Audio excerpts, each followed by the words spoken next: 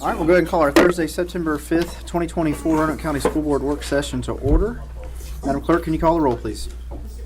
Yes, ma'am. Yes, ma'am. Yes, ma'am. Yes, ma'am.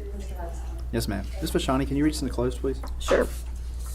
I move that the Roanoke County School Board convene in closed session for the following: to discuss the investigation of a student matter pursuant to the Scholastic Record Exemption at 2.23711A2 of the Code of Virginia. Second. Madam Clerk? Yes, ma'am. Yes, ma'am. Yes, ma'am. Yes, ma'am. Yes, ma'am.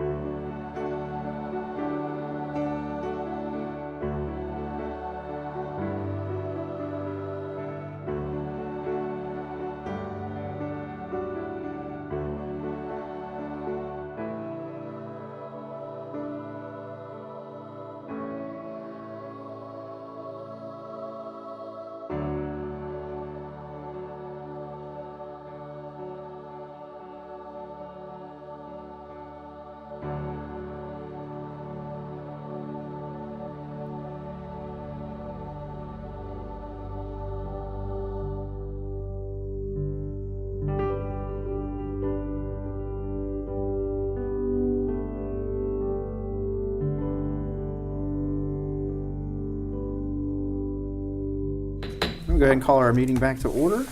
Ms. Vashani, can you read us out of close, please? Yes, I move that the Roanoke County School Board come out of closed session for the following: to discuss the investigation of a student matter pursuant to the scholastic record exemption at 2.23711A2 of the Code of Virginia. I also move to certify that, to the best of each member's knowledge, only public business matters lawfully exempted from open meeting requirements under this chapter, and only such public business meeting matters as were identified in the motion by which the closed meeting was convened, were heard, discussed, or considered in the meeting by the school board. Second. Madam Clerk? Mr. Greenway. Yes, ma'am. Mr. Linden. Yes, ma'am. Ms. Clemens. Yes, ma'am. Ms. Vashani. Yes, ma'am. Yes, ma'am. Item 2.03, action from closed session. Yes, Mr. Chairman. I move that the recommendation of expulsion for student number 2024-2025, number 1, be held in advance upon the successful completion of the conditions of the contract as set forth by the superintendent. I'll second, Madam Clerk. Mr. Greenway. Yes, ma'am. Mr. Linden. Yes, ma'am. Ms. Clemens. Yes, ma'am. Ms. Vashani. Yes, ma'am. Yes, ma'am. Item 3.01, recommended policy changes. Dr. Jamie Soltis. Yes, sir, Mr. Chairman, members of the board, thank you. Most of these changes are minor. The VSBA usually has updates twice a year, but they had several other updates, and because we were having those updates, we wanted to lump in some HR policies that we still are cleaning up where we switched to the PTO model. So the first one, really simply, the 2.11, this is one of the only things, according to the attorneys that I talked to, that requires annual adoption. So we're just going to have to make note that electronic participation in school board meetings from remote locations, that actually has to be adopted annually, and that's by code. It was a change in state law. It's not Yes. something that, as the rest of the reason it changed, the state law changed. Yeah. Other changes are things like where we used to use Talent Ed, and now we use Laserfish, language like that. The other one that's coming is the professional staff, and they just added, because the code isn't clear yet, where it's either the school board or the superintendent can issue a teaching license, and they're supposed to be coming out, I believe, with the process soon, is what I was told, to say how that'll all go about.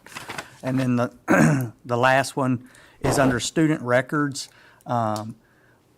We had a staff member get a letter from an attorney basically saying that we weren't following FOIA as far as charging for student records. And so in working with the VSBA, they did clean up their student records policy to indicate that no, you can no longer charge based on a code change that happened in 2022 for student records to either the parent of a minor student or an adult student requesting a record. So those are pretty much it in a nutshell. And then the other one was, we no longer need 8.10104, which was the possession of control of portable communication devices on school property, because the new student use of personal mobile devices policy covers all that.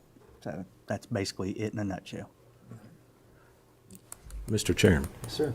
may I circle around to a policy that's not on here, but that we've talked about a little bit over the last week with, and I don't want to go into this deep, but with the book that was challenged at Williamsburg, I just want to let everybody know that I think the process played out like it was supposed to.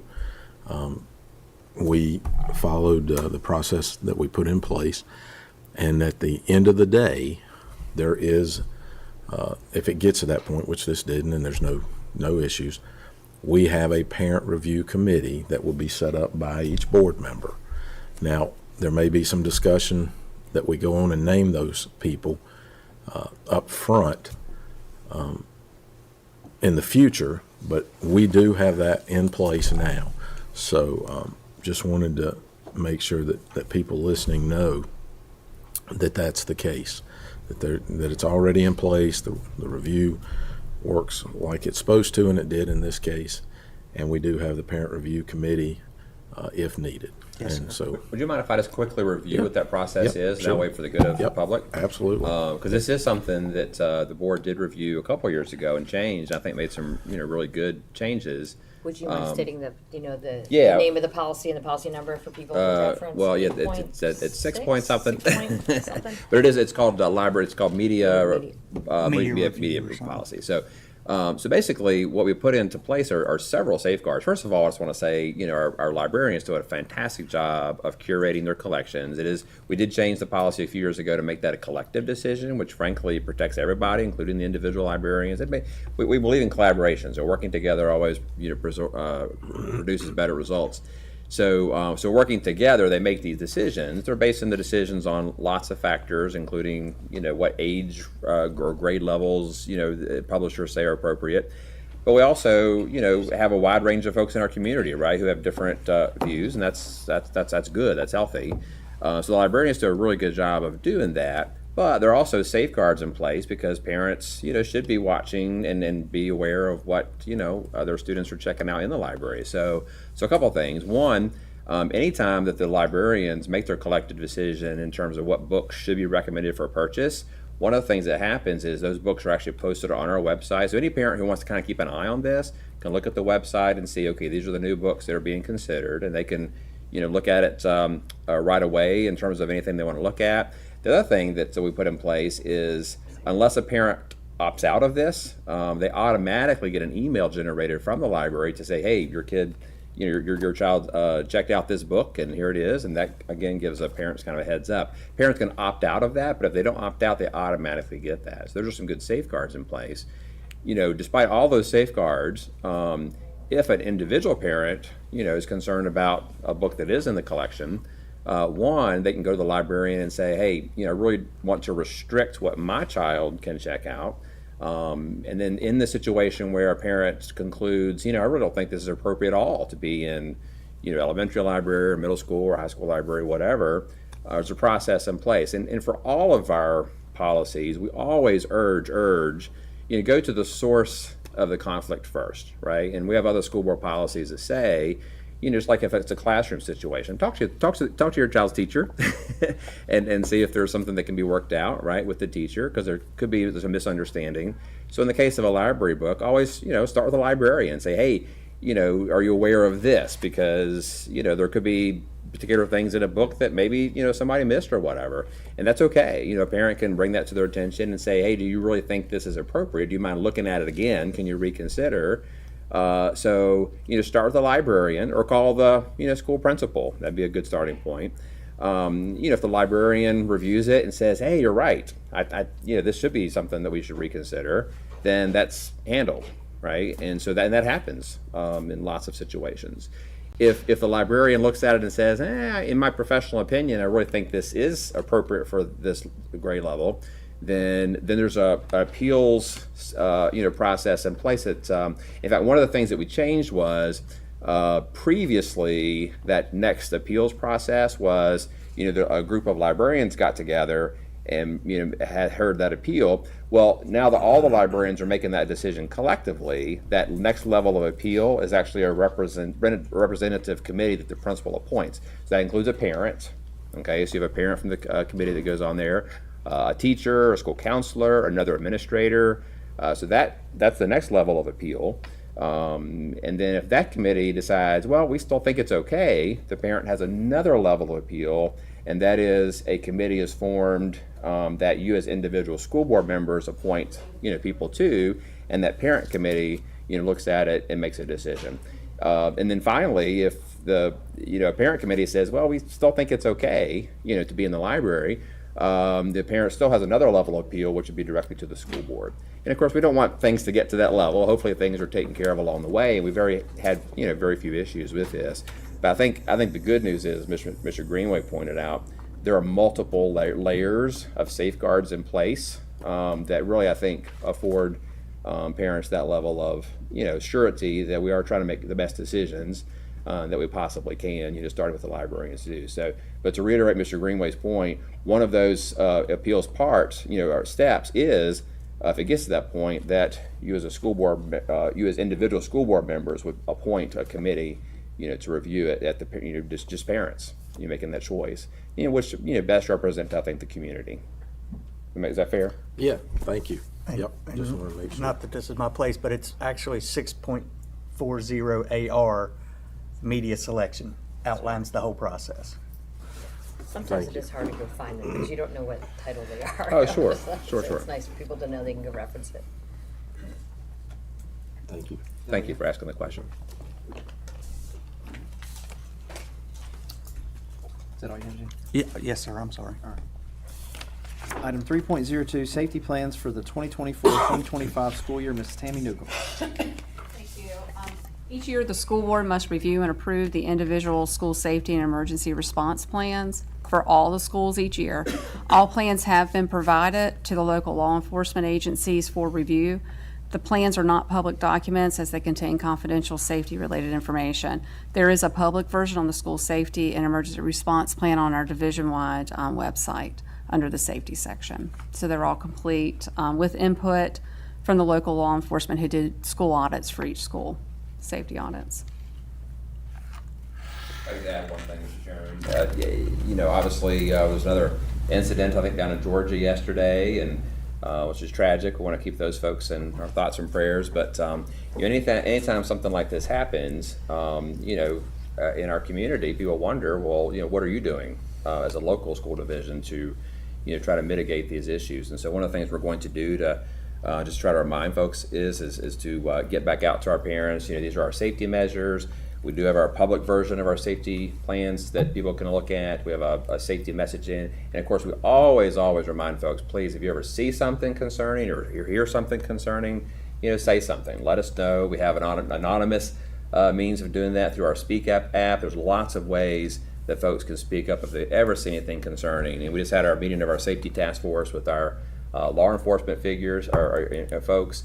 We're pleased to report between the sheriff's office and the police department, we have officers assigned to our schools, you know, each of our schools this year. And so, you know, we never take anything for granted, take this very seriously, but we appreciate the support and the partnership of our local law enforcement folks to make sure that our schools are kept safe.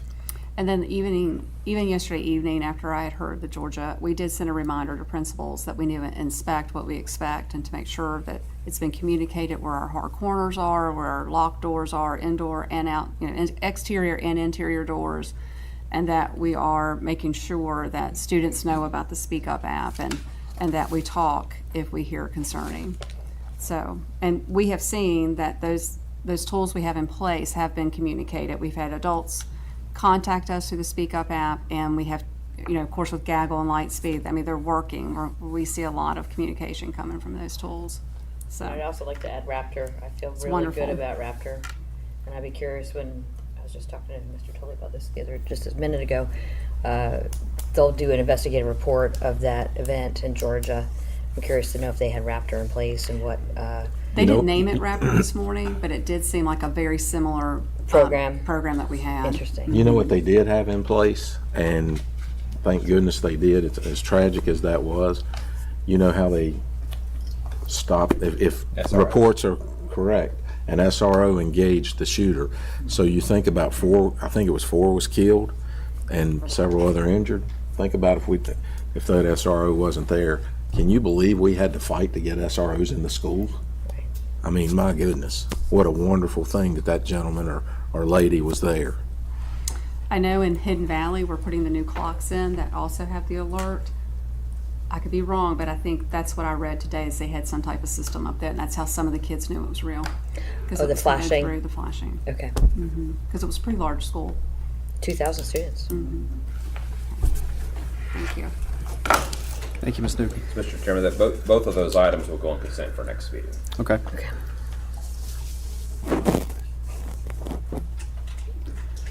Item 3.03, project updates. Mr. Todd Kegels. Welcome, Todd.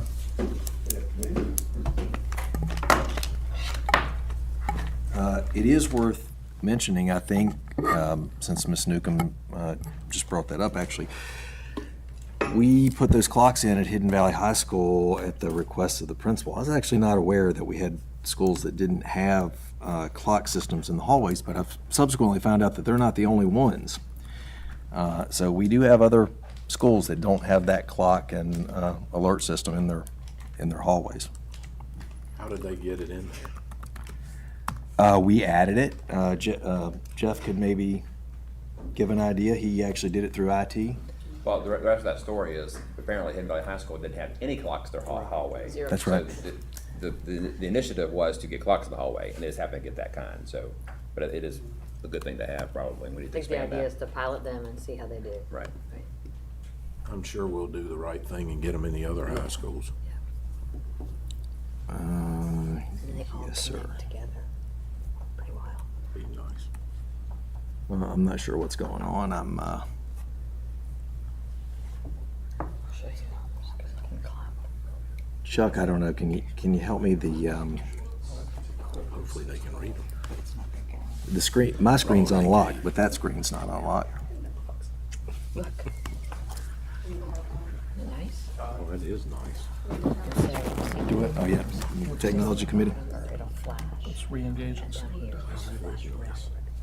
So you know something's going on. Can you go to,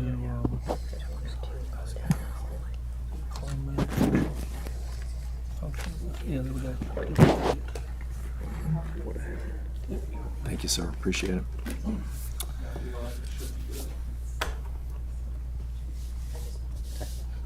I hope that's the before picture. It is.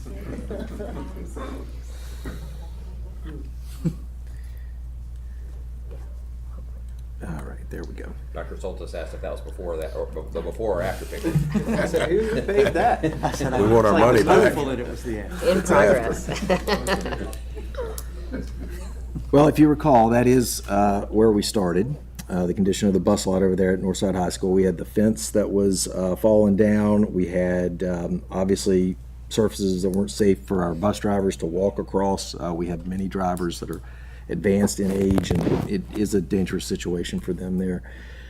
We employed Adams Construction to repave that lot and also the surrounding access road that goes from the end state maintenance signs near the tennis courts all the way up to the school building. And they have subsequently completed this project. So this is actually about a week and a half ago. It's all completely finished now. The road's done, the parking lot's done, the new fence is up. Again, this is about a week old. It's since striped and now it's back in use again. But they did a fantastic job. That was a significant infrastructure investment over there. You might notice we cut all the old pine trees down that were along the edge of the track, separating the track and the parking lot there. Looks much better, much cleaner, and really improves the appearance of that entire campus over there. We replaced some air conditioning equipment here at Central Office. That was the air conditioning that served the A-STEP program, as well as actually the one that serves this room. This is a poured-in-place. PIP is poured-in-place. It's a rubber material you may be familiar with. We did that out at Glenver Elementary School last year. This has actually been funded through special education, through a grant, I believe. And Mr. Grimes coordinated all this for them and went from the before on the left to the after on the right-hand side. And I'll say that for us, the big thing here is safety, obviously, for the kids. But also maintenance. We spend an unbelievable amount of money on playground mulch every year. And when you put this stuff down, of course, then you don't have to worry about it. For lifespan's supposed to be about 20 years on that stuff if you properly maintain it. So that was done at Green Valley, and then it was also done, same thing over at Herman L. Horn. And both of those projects are completed. Out at also Herman L. Horn and Glenver Middle School, they got a complete new set of HVAC controls. Now, that's not a lot to look at, you know. I mean, you look at that and you think, so what? But that's about a $400,000 investment in those two buildings to put in new DDCs. That's direct digital controls for the HVAC system. That helps keep the air quality good out there, and mainly keeps it reliable for the foreseeable future. Pogue Farm, just a reminder that we own that section to the left, to the right, and then across the street in the lower right-hand corner here. That is set to close next week. We have the closing scheduled, so looking forward to being finished with that here soon. The major construction projects, just a couple of things. We've completed the groundbreakings. I know all of us were there for W.E. Cundiff and Glen Cove Elementary, and we have the CTE groundbreaking scheduled for Monday at 2 o'clock. They're actually up there setting up the tent and chairs and all that stuff today. and will be ready for us. It's going to be a nice event, and I hope folks will join us that have been invited. Starting next work session, we'll have our representative from Skanska here at every month, every work session, to give us an update on the construction progress. So they'll be able to keep us apprised of being on schedule and any significant events that take place. That's part of their contract with us, is that they report to the board every month. So last time we went over the projects there that are all in the gray. So those are the ones we've already talked about, and that we might be looking for funding for those. Just a couple of things on the Burlington Elementary School track, the play area and the track. So it's about $75,000 to do the paving that we would like to do out there. The play area that's right outside the classrooms that we renovated, we already have enough in that project to cover paving the play area. It was originally part of the scope, and now that we're done, it was, we kind of do it in order, and then our last priority. We do have enough to cover that, but then the track is about another $50,000, and if you recall how bad the track looked, yeah, I think I can get to that. I think we need to go ahead and think about doing that sooner rather than later. That would have to be funded through minor capital. There's about $97,000 in minor capital right now. Now the good news is, though, today we went through and looked at all the projects that are finished that are under budget, and so we'll be returning a little bit over that amount to $49,700 will be returning to minor capital. I just have to get with the finance folks and close those projects out. So I would recommend that the board go ahead and discuss that now, if we want to proceed with that. Because the thing is, if we're going to do it this year, we have to get on it now, because we're going to miss the paving window here in 8 to 12 weeks. So again, the additional money that we're asking for is actually already going to be returned to minor capital. So that $97,000 balance, we won't even really, in terms of the net change, we could approve to pave that and actually not impact the balance. To be clear, you're talking about Burlington Track Road, not Oak Farm. Yes, sir. Okay. Yes, sir. Too many back. Just Mr. Chairman, yeah, I looked at that track when I was out there with Mr. Kegels a few weeks ago, and it is in really rough shape. Yeah, I'm fine with it. I mean, you're there, we have the money, why not?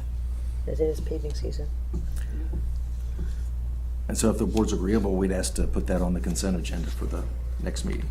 It's fine with me. Everybody's in agreement? Yeah. Okay. The other new projects that we've been asked to look into in the meantime, there was Herman L. Horn, the carpet in the library and the music room out there. We did get a quote on that for $18,000. Again, that would have to be funded through minor capital. And Burlington Elementary School,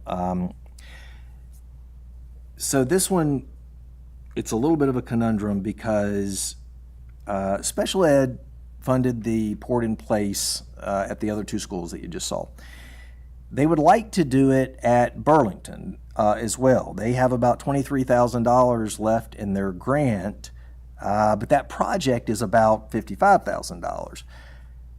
That means you'd have to fund $32,000 of it out of minor capital. Now, the only reason I say we have to look at this now is because they're going to lose the $23,000 at the end of the month. Did I get that right? At the end of the month, yeah. Right. So they ask us if we would bring that to you all for discussion. So it's a matter of, if we don't move on it, we're gonna lose the $23,000 in the grant. I prefer not to lose the money. Yeah. And since we were able to get the $50,000 back from closing the other under budget projects, you still have $97,000 to pull the $32,000 out of. Now, one thing to be aware of, though, I did discuss this with Miss Peterson before we came over. The minor capital is typically replenished from year-end carryover, and that money may not be available until as late as January. So we just kind of want to make sure you know where you are in terms of the money that's available in minor capital. You'd be taken from the $97,000, ignoring the $50,000, which is a net change of going to be zero on that one project, and then closing the others. You'd be taking $32,000 out of the $97,000 balance. You leave $65,000 in minor capital. Until January. Can I clarify one Until thing, make sure January. we're on the same page? So the list you have on the screen right now, those are all pending requests that we are thinking about. That's correct. Of that list, we just said, the second one, Burlington, go ahead and pave that for the 50,000, we're gonna go ahead and move ahead on. And you're adding this other request for Burlington about the port and play, because otherwise we're losing the money. None of the rest of it we've approved yet, right? No, that's right. I just want to make sure everybody understands Yes, sir, that. that's correct. When do we get the surplus into the minor and major? She said probably not till January. Why Typically, January? We'll bring the audit to you in November, and you will approve it, but that has to go to the county, and so we'll get it to the county, Have we ever at been the that first late? meeting after y'all approve it in November, so that could be a November, December approval, or a December, January approval. And the funds from the sale of the Pogue Farm property could be available in. We're gonna have to take that to the county as well. I plan on bringing that to you guys at the October work session to approve, and then take it to the county to approve. Have we ever been that late? January? We're always December, January. Always. You hear it in November, and then it goes through the cycle of meetings. So do the math really quick. Where are we at if we do the track and we want to lose the $23,000, like you said? So where does that put us? $65,000 roughly. Balance. Left, or that's what we're? Those are balanced. In minor capital. What Well, do and you we're at usually- 95 now. We're not counting the money that we're getting back from the Right, so the projects. 50,000 is, And what do you typically like to keep in there?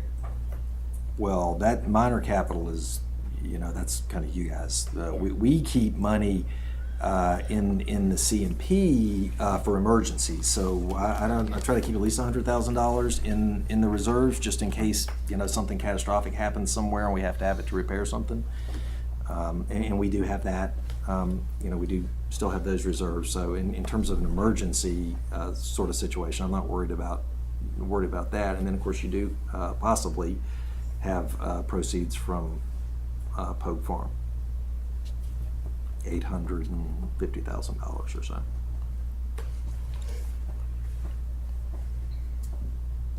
It would seem a shame to give away that $23,000. Yeah. Because we're eventually going to have to do it, and we're just going to eat that 23 if we And don't. it can't be used anywhere else. So- The 23.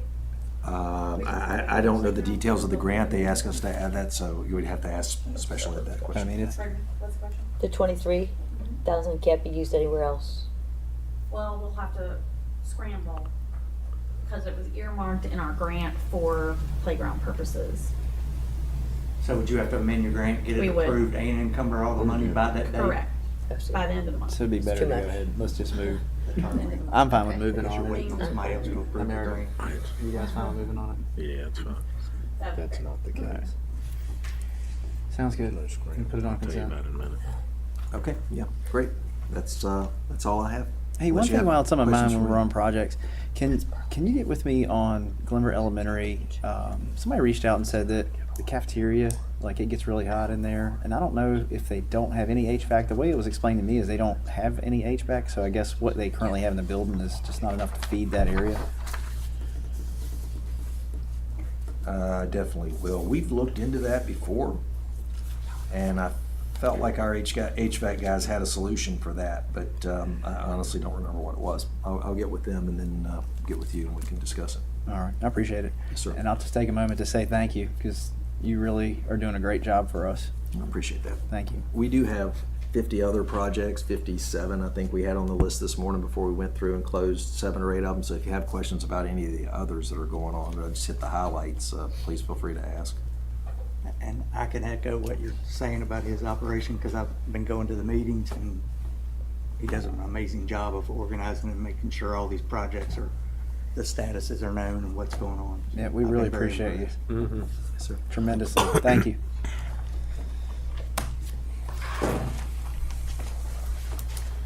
Item 3.04, review of SOL results from 2023-2024. Mr. Ben Williams.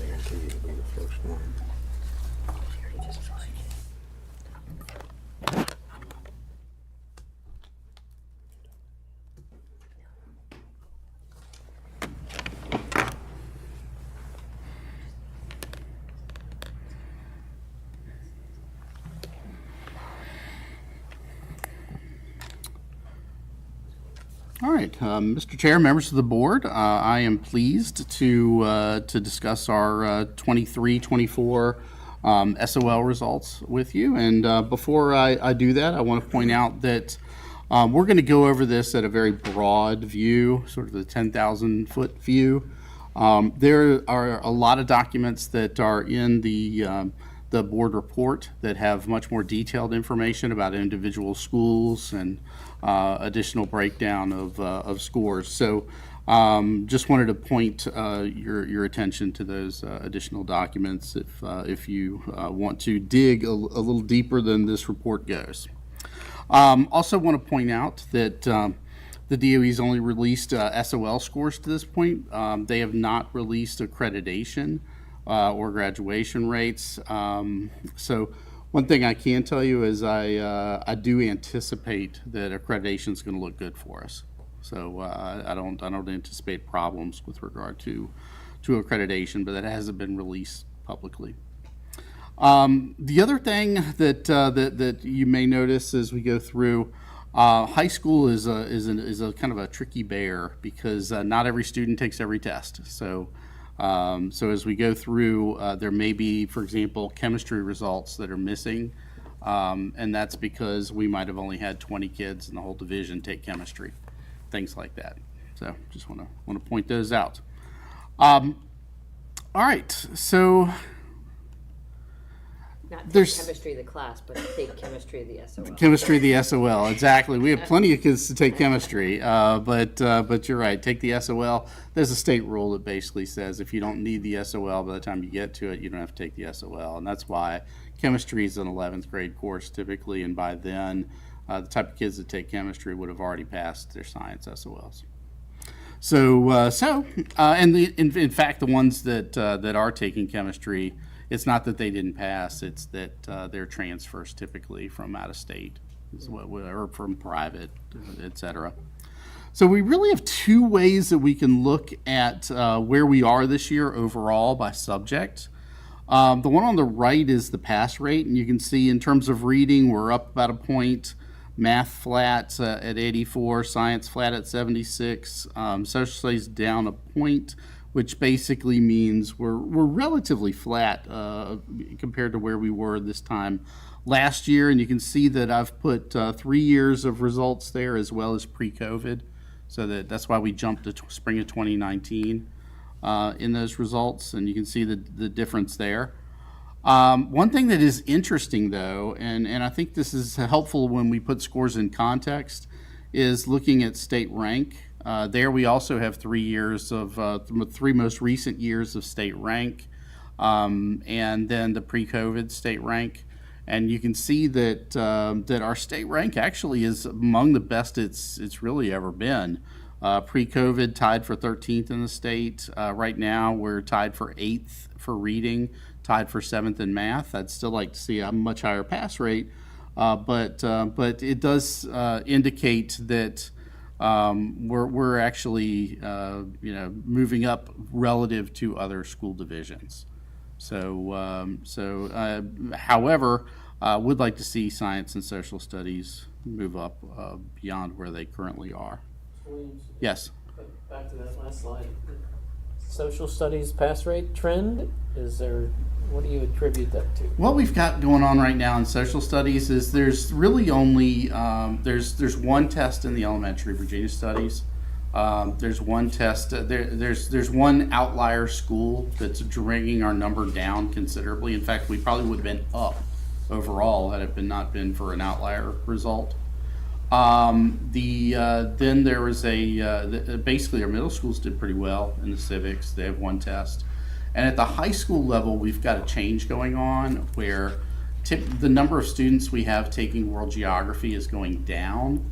And what's happening there is that in the past, stronger students have gone to World History 1, and students that maybe social studies isn't their favorite thing in the world would take world geography. And what we're trying to do now is move more people out of world geography into World 1. But what that's doing is it's changing the demographics on who's taking the world geography. So the world geography scores have gone down as we've narrowed the takers, and they've moved into World History 1. Now, but keep in mind, the World History 1 test takers, because we've moved a lower group into World 1, World History 1 has gone down a little bit, and that's more because of demographic shifts than instructional shifts. So I think those things are gonna even out over time and start to move up. But that's the biggest impact right there. And I still think we've got some particularly high school results in social studies that have room to grow. Now looking at other divisions, again, just trying to get a feel for, is Roanoke County performing where we should be performing relative to other school divisions in the state? And so what you see here, the pass rates are on the vertical axis. So the higher your bubble, the higher your SOL score. And basically we're looking at this in terms of disadvantaged students, percent disadvantage. Wealthier divisions are on the right. Divisions with more challenges are on the left. And so what you can see is that when you compare us against our peers, and we're the red bubble, when you compare the red bubble against our peers, if we were average in the state, we would be at the black line. Half of the school divisions are below the black line, half of the school divisions are above it. If we were average, we would be on that black line. But we can see we're doing well relative to even our peers in the state. And that was reading, and this is math. We're actually doing a little better than reading in math relative to our peers in the state. So we are among the leaders there, and sort of punching above our weight class there with our scores in math. In terms of longitudinal results, wanted to point your attention to one of the attachments that's in the board report. You've got the results that go way back all the way till 2011, and want to just so I can explain some of this.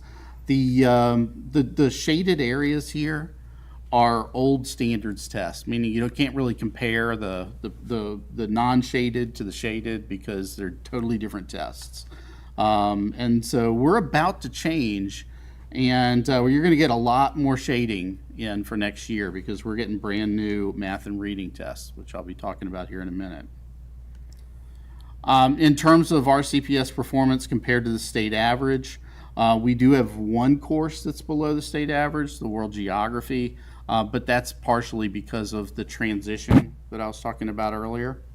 So, who's taking and who takes it in our division versus other divisions. But you can see by and large, we're well above state averages. Our golden child is the grade 7 math, where we're 25 points above the state. 25 points is just an unbelievable amount. So middle school math, it's our specialty, and that's thanks to, of course, our teachers' hard work there. All right, another thing that I'll point out that's a handout in the board report. This goes on and on and on. You kind of scroll over, but I've got Roanoke County's results by test compared to all of the other school divisions in the state of Virginia. So if you wanted to see who's doing well in the state of Virginia, you can pull up this spreadsheet that's in your board report, and any score that's higher than Roanoke County is in green. So we don't like to see a whole lot of green. I want to catch up to Botetourt there because Botetourt had a good year. So you know, that's what we're what you're seeing there. But I think that, you know, when you really want to dig in, this is a helpful report to go to. Now, in terms of you know, our intervention, intervention has been a big piece of our math and reading success over the last several years, and the state did make available 2 new programs for intervention, Lexia and Zern. So that was brand new to us. Those were introduced mid-year. We got started after the winter break, and we used multiple points of student data to identify which students had the greatest need for these interventions. So we used a data-driven approach, and basically implemented a high dosage tutoring model beyond what we would normally do to work with these students. Zern was made available to all students, and that was across the whole state. Every student in the state got that. That was in math. And Lexia was a little more targeted. Lexia was for students that were multiple grade levels behind in reading, and but also who were not being served in an IEP determined intervention program. We ended up using Lexia in a high dosage model with 1,555 kids. So a large number of students had the benefit of that tool that was provided free of charge from the state, which is normally a very expensive program. So that's you know, we're thankful for that assistance. Do you have data on how well those students did, like their before and afters? I do, and I can get that to you offline. But Okay, it's a because we started halfway through the year, we don't really have full fidelity to sort of the year there. So the data is not clean, Okay. if you will. But Hopefully yeah, it I shows can. progress. By and large, we had mixed results, but we did have some students, even in a semester, making more than a year's worth of progress. So when you maintain fidelity to the program, and you get a student that's responding well to the intervention, some students respond better to different interventions. It will work. It will work, and so that's what I saw. And you know, we had some folks try different things like after school models and during school models.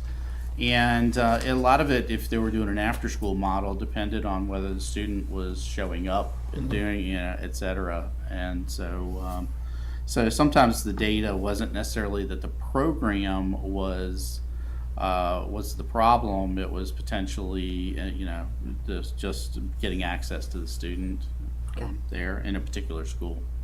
We found that the in-school programs were a little more valuable when we tried to do it in school.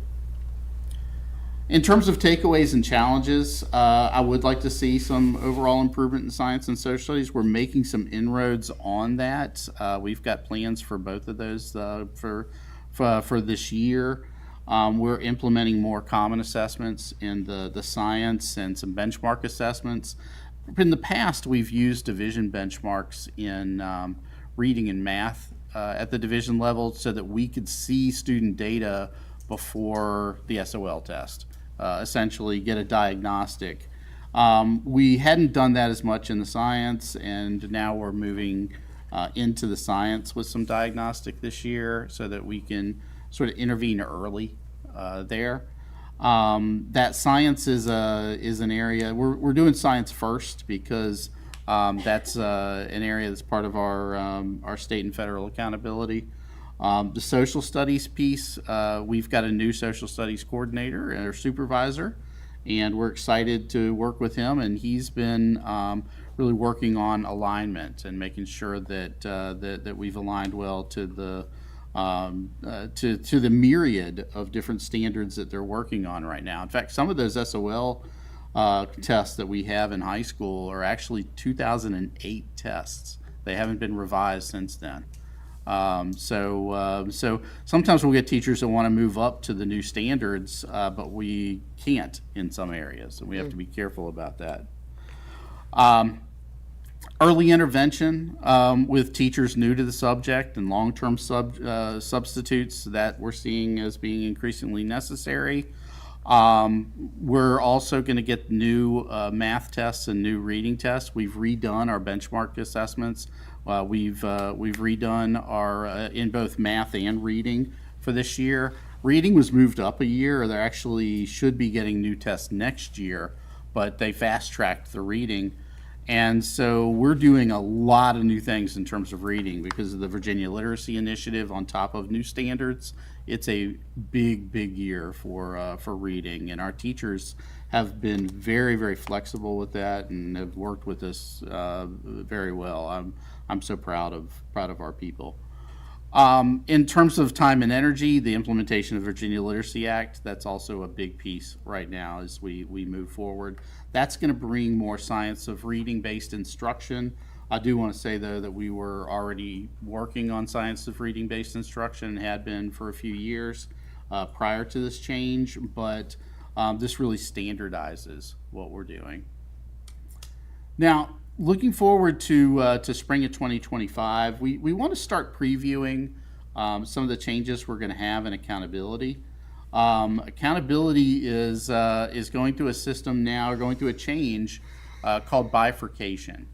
And what the plans of the Board of Education are to split Virginia's accreditation system off from our system of accountability so that SOL scores are no longer linked to state accreditation.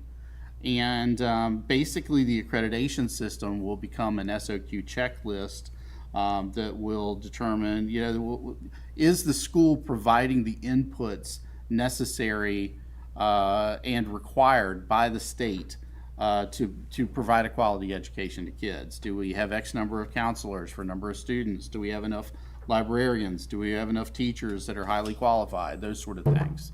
That's going to be sort of a checklist. Whereas the accountability side of things is going to use lots of different indicators to basically put schools into 4 different buckets where they're going to report out to parents and try to provide some clarity to parents over how one school's doing compared to another. Also provide a new system of support for the schools in the state of Virginia. So in terms of what the DOE has said about their guiding principles, high expectations for all students, transparency, prioritizing mastery rather than growth, although growth is still a component of the system. It's a very different component of the system. And building trust and stakeholder input. So this is from DOE in terms of what they're trying to do. And what has been mentioned before by the governor and particularly the Secretary of Education, Amy Guidera, is trying to bridge that honesty gap where the difference between the SOL scores and the NAEP scores nationwide come together a little closer. In terms of the new framework, in order to assess our schools, they're going to be based on mastery, growth, and readiness, and you can see the different percentages at each level. Mastery is like the SOL piece. Growth is all students. Do you grow from one year to the other? And that also would be measured by SOL growth. And readiness is different at different levels, but essentially is trying to determine, are you ready for school, i.e. chronic absenteeism, or are you ready for the next level, whether that be going into middle school, going into high school, or going into the college or the work world. And this has been voted on. These are the 4 new buckets that essentially schools are going to be put in.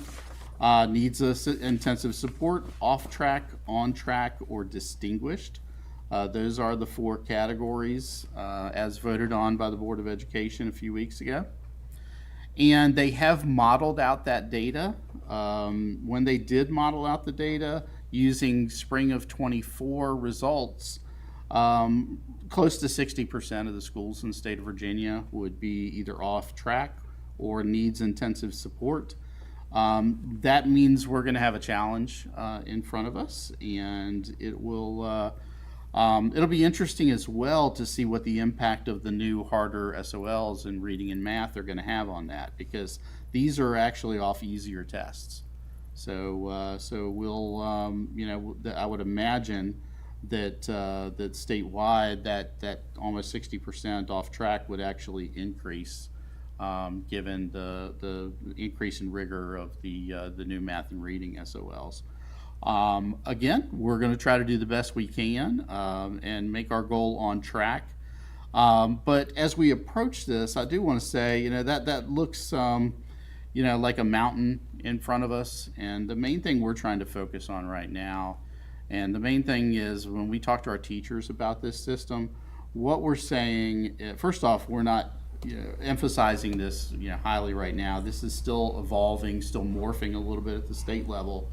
But what we're really telling folks is that teachers, you need to control what you can control. We control the instruction in the classroom. We control how well we align to the standards. We control how fun our lessons are, or how engaging we make our classroom. And if we do right by kids, we can look ourselves in the mirror, and however this shapes out, it'll go the way it goes. But the important thing is that we control the things that we control, and we do the absolute best we can. And I think that if we do that, then we will be we'll look good relative to the rest of the state. Clearly, we'll probably still have things we can improve on every year, as we always do. But that's what I'm seeing at this point. We'll try to provide you additional updates on this as we get changes to the system. Like I said, it's still morphing a little bit, but the bulk of it has been voted on now by the state board. Any questions? Thank you, Ben. Appreciate everything. Anybody has anything else? Meeting adjourned.